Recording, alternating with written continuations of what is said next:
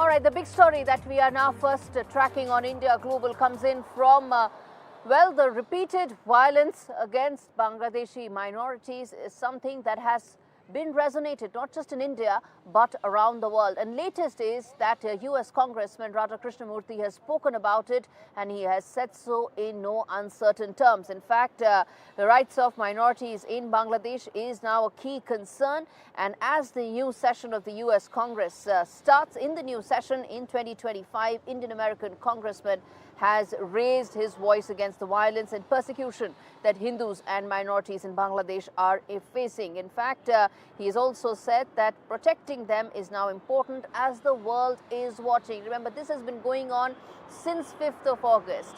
The question now is that with Donald Trump set to come in just less than a fortnight, key members of Donald Trump's administration, Tulsi Gabbard, Donald Trump himself, have raised this issue in the past. Will this now increase the clamor, make way for action, is the key question. Raja Krishnamoorthi is not a Republican, but there's clamor growing, and that's the question that we are putting out and raising, that will this finally mean that there'll be justice for Hindus as far as Bangladesh is concerned? Listen in to what Congressman had to say. Mr. Speaker, I rise to speak out against the violence and persecution of Hindus and other religious minorities in Bangladesh. During Bangladesh's War of Independence in 1971, an estimated 300,000 to 3 million people were killed, mostly Hindus. Hindus in Bangladesh continue to be targeted today, with their homes and businesses being destroyed and their temples vandalized.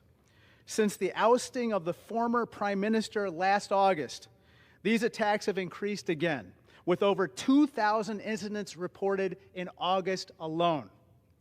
I've engaged with the State Department and called for action in upcoming Senate confirmation hearings, but we must do more.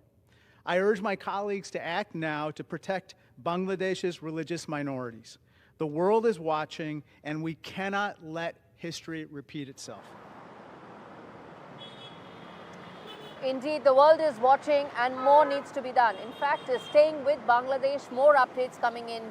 96 people's passports have been revoked by the government due to their alleged involvement in the killings that have taken place since the 5th of August turmoil that has gripped Bangladesh under Mohammad Yunus's government. Even as there are updates coming in that India has reportedly extended the visa of Sheikh Hasina, who's been in the country, as I said, since last August, indicating that she may remain in New Delhi despite Dhaka's 2 arrest warrants against her and the extradition request. Remember, there's been no verbal, so on and so forth, but New Delhi is quite firm on this, even as Mohammad Yunus's posturing continues on this issue.